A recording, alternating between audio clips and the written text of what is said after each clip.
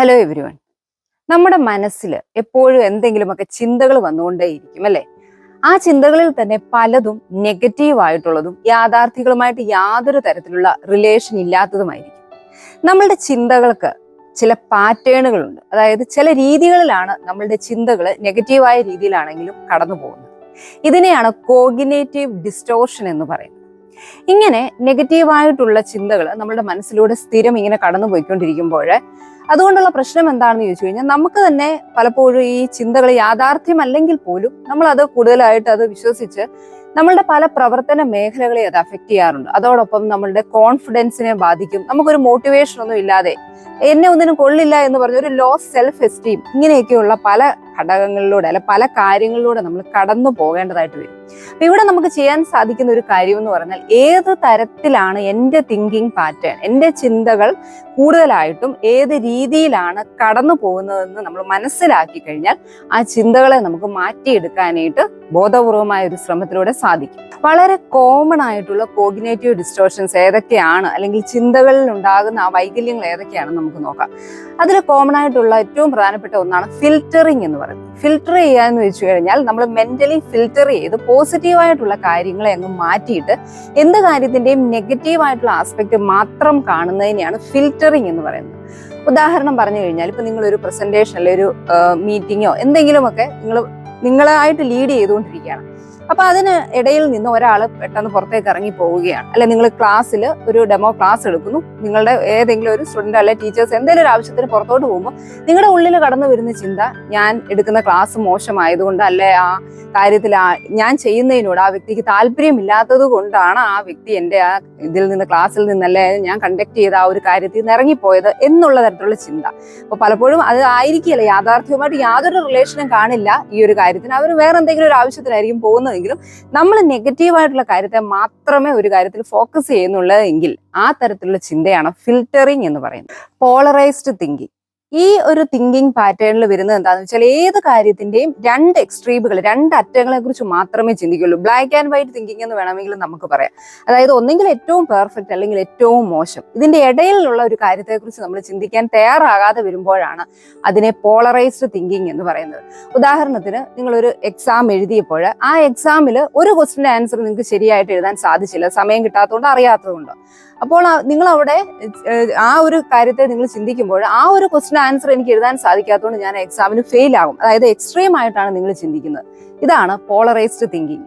Over generalisation. ഈ thinking പാറ്റേണിൽ നമ്മൾ ചെയ്യുന്നത് എന്താണെന്ന് ചോദിച്ചാൽ എന്തെങ്കിലും ഒരു കാര്യത്തിൽ ഒരു നെഗറ്റീവ് ആയിട്ടുള്ള അല്ലെങ്കിൽ ഒരു ബാഡ് എക്സ്പീരിയൻസ് ഉണ്ടായാലും നമ്മൾ അതിനെ മൊത്തത്തിൽ ജനറലൈസ് ചെയ്ത് എല്ലാ കാര്യങ്ങളും അങ്ങനെ ആയിരിക്കും എന്ന് ചിന്തിക്കുന്നതാണ് ഓവർ ജനറലൈസേഷൻ എന്ന് പറയുന്നത്. ഉദാഹരണത്തിന് നിങ്ങൾക്ക് ഇപ്പോൾ ഒരു എക്സാം പാടായി, എഴുതിയപ്പോൾ ഭയങ്കര ഡിഫിക്കൽട്ട് ആയിരുന്നു എങ്കിൽ നിങ്ങൾ ഇനിയുള്ള എക്സാമുകളെല്ലാം തന്നെ എനിക്ക് പ്രയാസമായിരിക്കും, ഞാൻ ഇനി എങ്ങനെ ഇത് കടന്നുകൂടും എന്നുള്ള ചിന്തകളിൽ മൊത്തത്തിൽ നിങ്ങൾ ഒരു എക്സാമിനെ വെച്ച് ബാക്കി എല്ലാത്തിനെയും ജനറലൈസ് ചെയ്യുന്നതാണ് ഓവർ ജനറലൈസേഷൻ എന്ന് പറയുന്നത്. അടുത്തത് കാറ്റാസ്ട്രോഫൈസിങ് അല്ലെ മാഗ്നിഫൈയിങ് എന്ന് പറയും. എന്ത് കാര്യവും വളരെയധികം പെരുപ്പിച്ച് നമ്മൾ കാണുന്ന അല്ലെങ്കിൽ അതിന്റെയൊക്കെ ഏറ്റവും എക്സ്ട്രീമിലേക്ക് നമ്മൾ കാണുമ്പോഴാണ് അതിനെ മാഗ്നിഫൈയിങ് എന്ന് പറയുന്ന ആ ഒരു ചിന്തയുടെ ഒരു പാറ്റേൺ ആയിട്ട് മാറുന്നത്.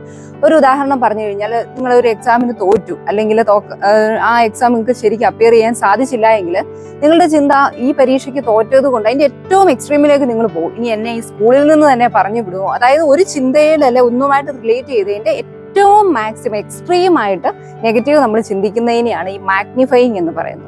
Jumping to conclusion. പേര് പോലെ തന്നെ എന്തെങ്കിലും ഒരു കാര്യമുണ്ടെങ്കിൽ അതിനെക്കുറിച്ച് കൂടുതലൊന്നും ചിന്തിക്കാതെ ഒരു കൺക്ലൂഷനിലേക്ക് നമ്മൾ എത്തുകയാണെങ്കിൽ അതിനെയാണ് ഈ jumping to conclusion thinking pattern എന്ന് പറയുന്നത്. ചെറിയ ചെറിയ എന്തെങ്കിലുമൊക്കെ ഒരു കാര്യമാണെങ്കിൽ അത് എന്തുമായിട്ട് റിലേറ്റ് ചെയ്തു എന്ന് പോലും ചിന്തിക്കാതെ, അല്ലെങ്കിൽ അതിന് വേറെ എന്തെങ്കിലുമൊക്കെ കാരണം കാണും എന്ന് ചിന്തിക്കാതെ നമ്മൾ നേരിട്ട് നമ്മളുടേതായിട്ടുള്ള ഒരു കൺക്ലൂഷനിൽ, പലപ്പോഴും അത് നെഗറ്റീവ് ആയിട്ടുള്ളതും ശരിയല്ലാത്തതുമായിട്ടുള്ള കാര്യമായിരിക്കും, അങ്ങനെ ഒരു കാര്യത്തിലേക്ക് എത്തുന്നതാണ് ജമ്പിങ് ടു കൺക്ലൂഷൻ എന്ന് പറയുന്നത്. ഉദാഹരണത്തിന് ഇപ്പം നിങ്ങളുടെ ക്ലാസ്സിൽ നിങ്ങൾക്ക് അറിയാവുന്നോ അറിയാത്തോ ആരെങ്കിലും ഒരാൾ നിങ്ങളെ ഒന്ന് നോക്കി ചിരിക്കുന്ന പോലെ നിങ്ങൾക്ക് തോന്നിയാൽ നിങ്ങൾക്ക് തോന്നുകയാണ് ആ വ്യക്തി എന്നെ തന്നെ നോക്കി എന്നെ പരിഹസിച്ച് ചിരിക്കുകയാണ്. അപ്പം അതിന് പലപ്പോഴും റിയാലിറ്റിയുമായിട്ട് യാതൊരു തരത്തിലുള്ള കണക്ഷനും കാണുകയില്ല. പകരം കാര്യമറിയാതെ നമ്മൾ തന്നെ കൺക്ലൂഷനിൽ എത്താൻ ശ്രമിക്കും. പേഴ്സണലൈസേഷൻ, എന്ത് കാര്യമുണ്ടെങ്കിലും അത് നമ്മളുടേതായിട്ടുള്ള രീതിയിലേക്ക് എടുക്കുന്നത് എന്നെ ബാധിക്കുന്നതാണ്. നമ്മൾ ചിലപ്പോൾ പറയാറില്ലേ, അത് എന്നെ ഉദ്ദേശിച്ചാണ്, എന്നെ മാത്രം ഉദ്ദേശിച്ചതാണെന്ന്.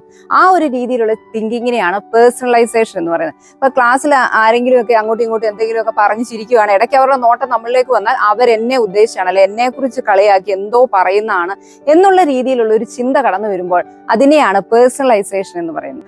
ബ്ലെയിമിങ്, എന്ത് കാര്യത്തിനും മറ്റുള്ളവരെ കുറ്റപ്പെടുത്തുന്ന നേച്ചർ. പലപ്പോഴും നമ്മളുടെ ഭാഗത്തു നിന്നല്ലേ നമുക്ക് എന്തെങ്കിലും ഒരു ബുദ്ധിമുട്ടുണ്ടായാലും അതിന്റെ എല്ലാം ഉത്തരവാദിത്വം നമ്മൾ മറ്റൊരാളുടെ മേലെ ചാർത്തുമ്പോൾ അതിനെയാണ് ബ്ലെയിമിങ് എന്ന് പറയുന്നത്. ഓൾവേസ് ബീയിങ് റൈറ്റ്, ഞാൻ എന്ത് ചിന്തിക്കുന്നോ അതാണ് ശരി എന്നുള്ളൊരു ചിന്താഗതി അല്ലെങ്കിൽ ഒരു അഭിപ്രായം നിങ്ങൾക്കുണ്ടെങ്കിൽ അതിനെയാണ് ഈ ഓൾവേസ് ബീയിങ് റൈറ്റ് എന്ന കാറ്റഗറിയിലുള്ള തിങ്കിങ് പാറ്റേൺ എന്ന് പറയുന്നത്. ഞാൻ പറയുന്നതോ അല്ലെ ഞാൻ ചിന്തിക്കുന്നത് നെഗറ്റീവ് ആയാലും എന്തായാലും എന്റെ ആംഗിൾ മാത്രമാണ് ശരി എന്നുള്ള ചിന്താഗതിയാണ്. ഇപ്പൊ ഞാനിപ്പോൾ ഈ പറഞ്ഞ കോഗ്നിറ്റീവ് ഡിസ്റ്റോർഷൻസ് എന്ന് പറയുന്ന അല്ലെങ്കിൽ നമ്മളുടെ ചിന്തയിലുള്ള ആ ഒരു വൈകല്യങ്ങൾ എന്ന് പറയുന്നതിന് വളരെ കോമൺ ആയിട്ടുള്ളതാണ്. ഇനിയും ഒരുപാട് തരത്തിലുള്ള ചിന്തകളുണ്ട്. അപ്പൊ നമുക്ക് ഈ ഒരു കാര്യത്തിൽ ചെയ്യാൻ സാധിക്കുന്നത് എന്താണെന്ന് ചോദിച്ചു കഴിഞ്ഞാൽ, നമ്മളുടെ ചിന്തകൾ ഏത് രീതിയിലാണ് എന്നുള്ളതിനെ കുറിച്ച് നമുക്കൊരു ഐഡിയ, അല്ലെങ്കിൽ നമ്മളൊന്ന് ശ്രദ്ധിച്ച കുറച്ച് ദിവസം നമ്മളെ തന്നെ നമ്മുടെ ചിന്തകൾ മനസ്സിലേക്ക് കടന്നു വരുമ്പോൾ ഒന്ന് ഒബ്സർവ് ചെയ്താൽ, അല്ലെ ഒന്ന് എഴുതി വെച്ചാൽ, കടന്നു വരുന്ന നെഗറ്റീവ് ചിന്തകളെ നമ്മളൊന്ന് ഫോക്കസ് ചെയ്താൽ അത് ഏത് പാറ്റേണിലുള്ളതാണ്.